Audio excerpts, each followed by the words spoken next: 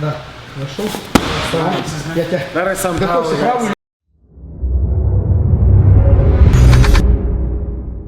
We're on. What's going on, guys? I don't want to yell out loud because it's like people here. The music's a little lower this morning.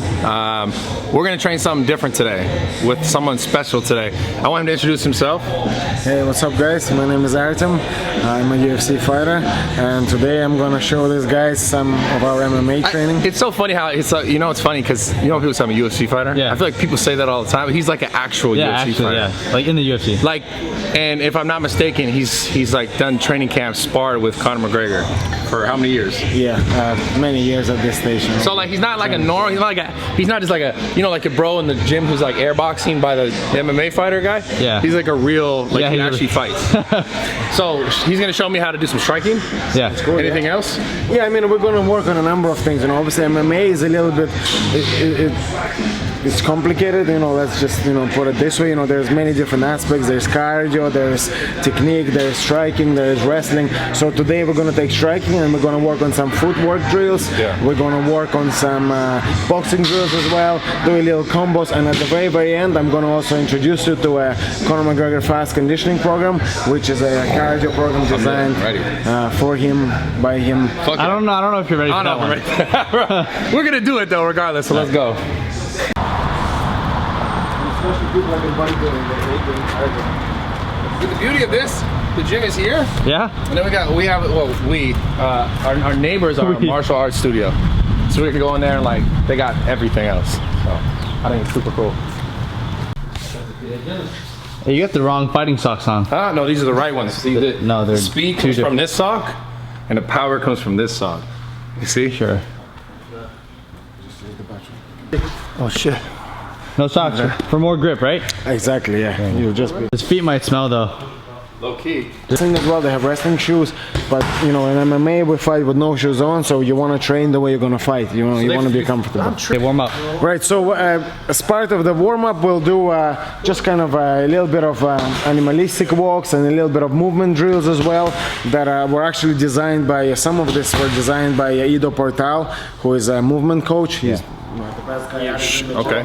And he was able to incorporate some of the gymnastics element and even dance elements into like fighting, and sort of make drills out of it that will help you with your movement. You know, movement is one of the things that people kind of lack, especially males. You know, we're just not good dancers naturally. We're, you know, especially Kev. And movement, your footwork, it is the most important thing for fighting, pretty much. One of the most important things, especially for stand-up fighting, of course. So it's important to be able to move right. So that's gonna be our warm-up. Yeah.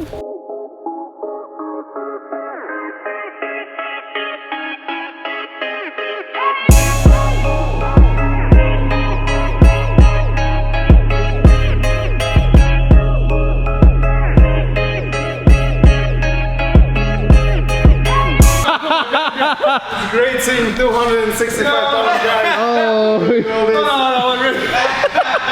You trying to go right into it? Low-key almost knocked myself out. No. Did you? My win. I'm driven.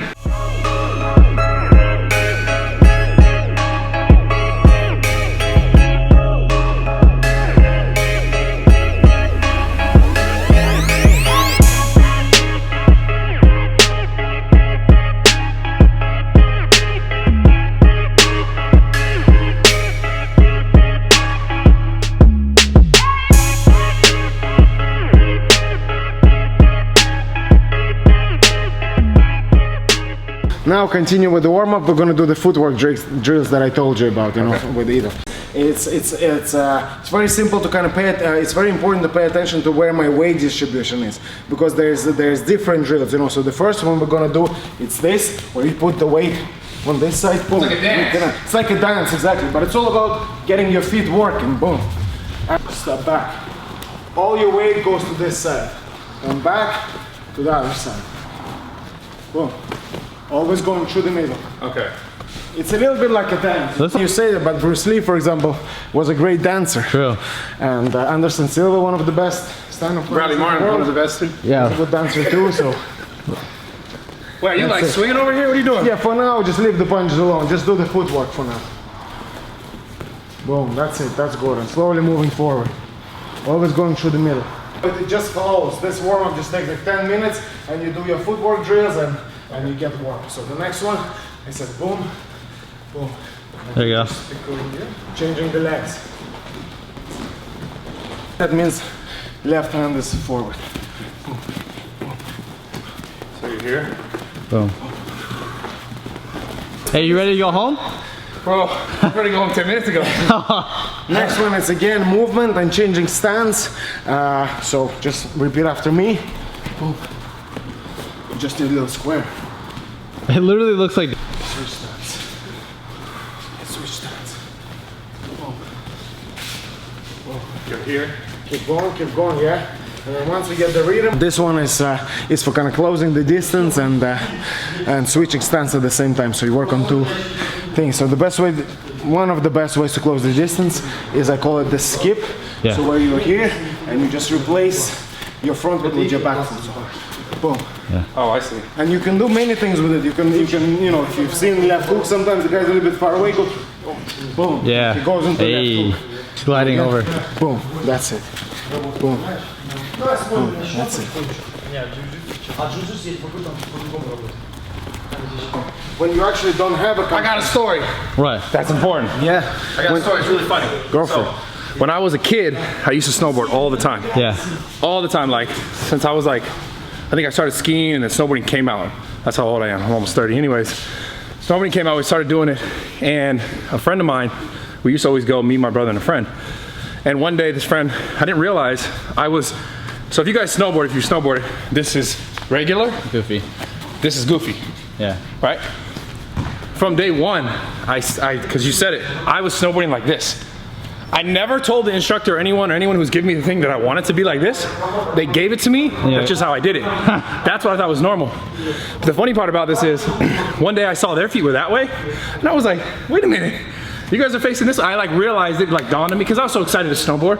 But then when I realized it, my buddy Anthony at the time goes, oh, they just looked at you and they're like, yo, this motherfucker's goofy. Just give him the goofy. So I learned that stance before I ever learned this. So when I snowboard now, I can do both. Oh, nice. So what you're saying is the same shit. I'm assuming. Exactly. Because at the start, you don't have a good side yet. Everything feels uncomfortable to you. Yeah. So I think if you start early to, you know, incorporate this into your training, switching stance, you will just feel comfortable in both stances. Yeah. Whereas what people do, they get really good in one stance and then they start learning the other and it feels so uncomfortable now because they're so used to this that they keep going back to this and they never get good at the other And side. I'm not a fighter, so correct me if I'm wrong, but I'm assuming like in a fight, and especially in an MMA fight, like anything goes, right? So now you have to like be able to adapt. Absolutely, and like even just a simple thing, leg kicks. Let's say you start in this stance and someone is kicking your front leg and it's so sore now that you can't think about anything else. You know, you're constantly, it's slowing you down, you know, it's preventing you from fighting your fight because you're worried about the leg. If you can do this, just put the other leg forward and fight comfortably, I mean, that is a huge advantage. Now I don't So you care don't have about to worry about getting hit. because my leg is back now. Yeah. But if you can't do Makes that, so much that's sense. it. And even another thing, let's say if you learn 2 combinations from here, you've got 2 combos. If you can also do that on the reverse, well now you've got 4. And also it's so uncomfortable to fight kind of the opposite stance. So just there's not that many southpaws in general. So people find it very hard, like not very hard, but a lot harder to face someone opposite stance. So yeah, they don't like fighting southpaw Exactly. people. So it's good to do that. Or if you're able to switch the whole time, it's very confusing for the other guy. Yeah. He can't adapt. He can't set up his shot. He can't set up his punches. So it's a good thing to have. So we work on that early on. So the next one, we'll do 2 hops like I showed.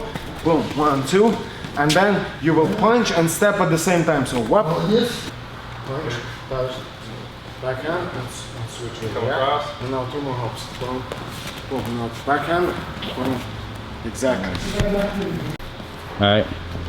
Ready to go? Right, so the first thing we're gonna do now, I mean, I'm gonna say it straight away for all the people out there because everyone is gonna complain about it. We don't have gum shields, I'm aware of that.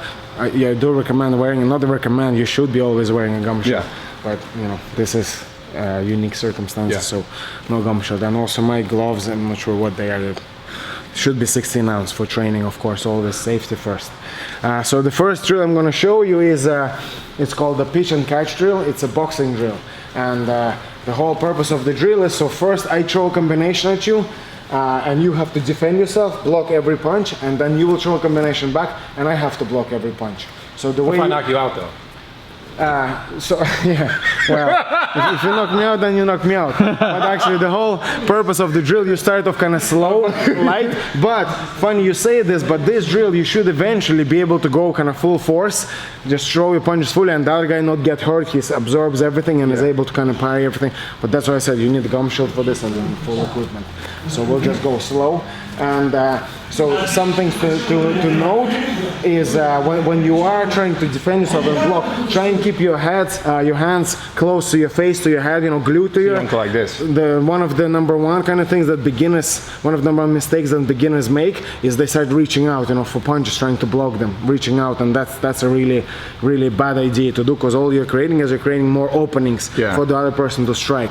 So you should always stay tight, even if you end up eating 1 or 2 shots, doesn't matter. Don't try to reach and catch them. Still keep your hands glued to your chin and just kind of parry the shots. Yeah.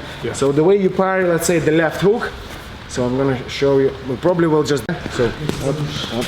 Oh, and you keep your space. Don't move back. Boom. That's it.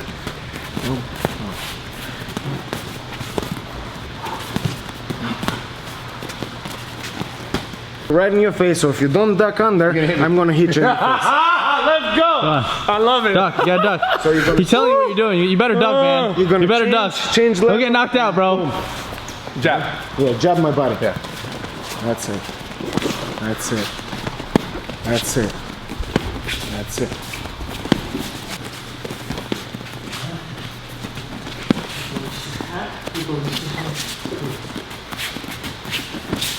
Yeah, this side. Yeah, that's it. Keep it here, just and back. That's it. Nice. Вот то, что ты сейчас делаешь, это джиу-джитсу. Вот сейчас ты. Там, когда начинается, очень джиу-джитсу первый. Я всегда тут вот так вот сейчас на меня.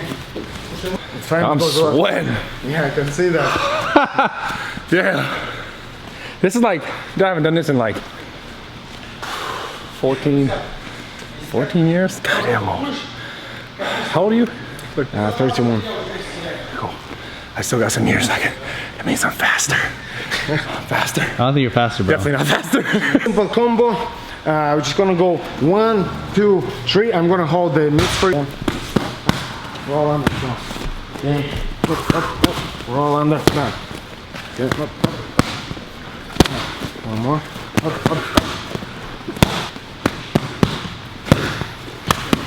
5 more. 1,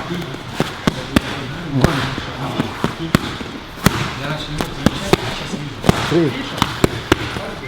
One more. Don't get winded. I broke something little. All right, use your shin, bro. Okay. Come on. Come on. Something broke. Something in there is broken. Yeah, for sure. Maybe go the other leg. Can you kick Oh, the side? it's weird, huh? I'm planting this. Okay. See, it's easy. Right? Easy. That's cool. That was good. Power, yeah. Oh, I'm actually, Better this way? Yeah, so then, yeah. Even Ooh, that's nice. Let me smack that one. All right. Во-во-во. Now we've got some power here. oh, almost romantic. Did you? Doing this side from the start.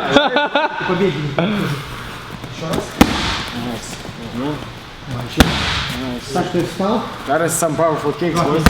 Yeah. 265 pounds of yes, real power. That hit me in the face. Oh, yeah. You okay? That's good. Нашел? Я тебя... That is some power. Готовься, правую или левую ногу? Good power. That was dope. How good I switched it up. Yeah, you're much better actually. Even like You started. All right, so no more done with the fighting. Now what? Cardio, because like he said, the most important thing next to fighting is having enough in the tank. Yeah. Energy, endurance, which obviously you guys know I'm a triathlete. Oh yeah. No, but this is gonna be extremely hard for me. I already know how hard it is when I just do 10 minutes. So let's see what they're gonna do. This is called I think Conor McGregor fast program. 30-second burst. So it's a very simple exercise we're gonna do today. On a rower, all you're gonna do is 30-second burst. And then? All you're gonna do is 30-second burst, then 1 minute break, and then another 30-second burst. And you're gonna do just 6 of them. We're gonna start with just 6. Now the secret here is that when you are doing the 30-second burst, I want you to go balls to the wall, max. Let's go, bro. 30 seconds is a long time. Come on. 30 seconds is half a minute. Yeah, 30 seconds, and you're only doing 6 of them, so you're doing That's a long time. That's 3 minutes of work. That's a lot of work. 3 minutes. Oh, it's not. Come on, let's go. Let's go.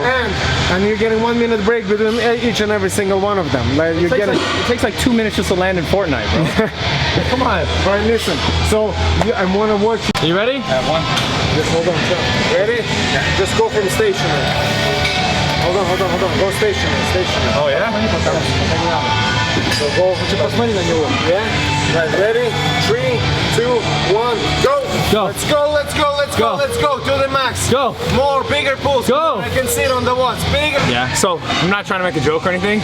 Legit, these rowers don't have enough tension. Yeah.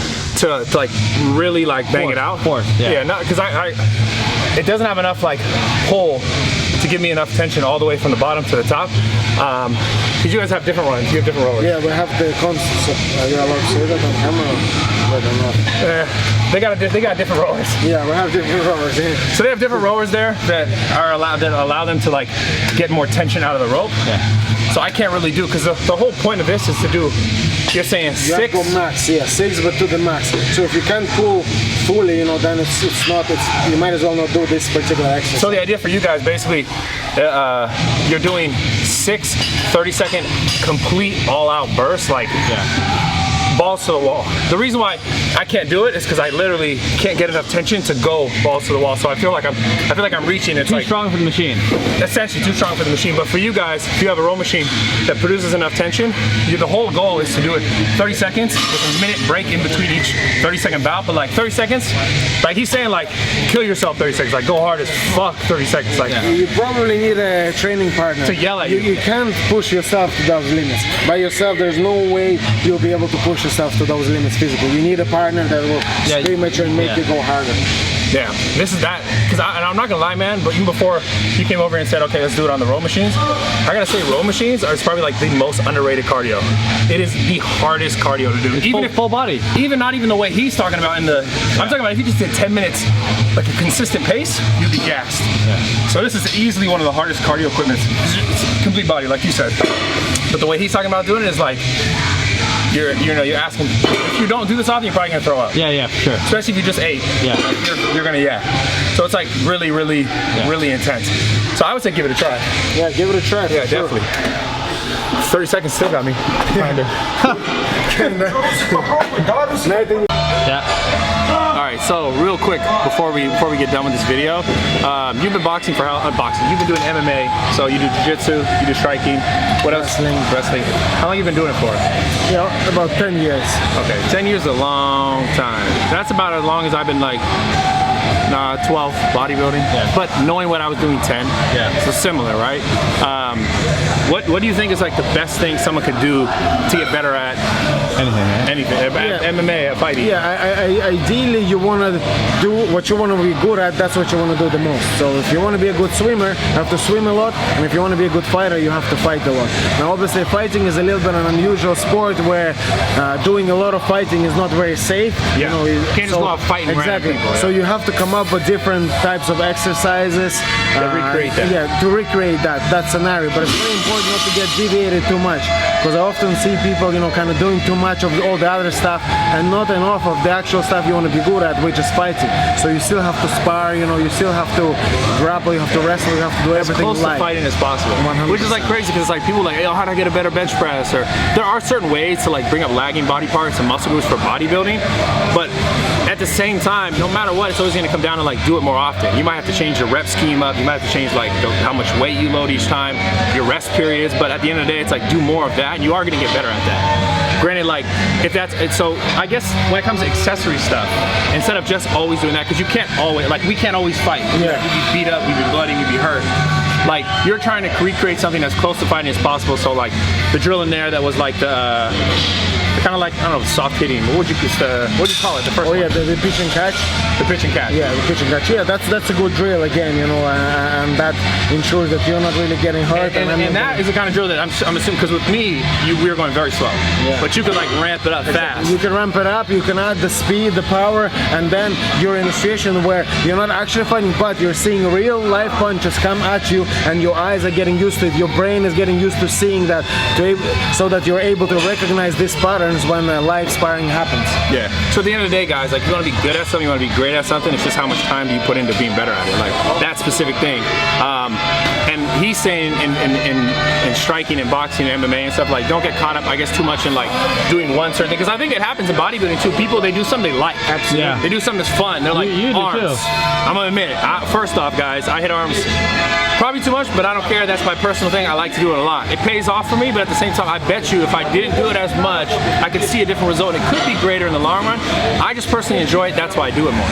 But if you're super serious, and I'm not saying I'm not super serious about making like certain gains or being better, but if you're at the top level, you know that you can't just hit arms, you can't just do calves, you can't just do the things, and I say calves, I mean do the body parts that like you love, because some people like calves, right? Not me, Kevin, but point is this: if you really love something like shoulders, you still need to hit back, you still need to hit chest, you still need to be complete.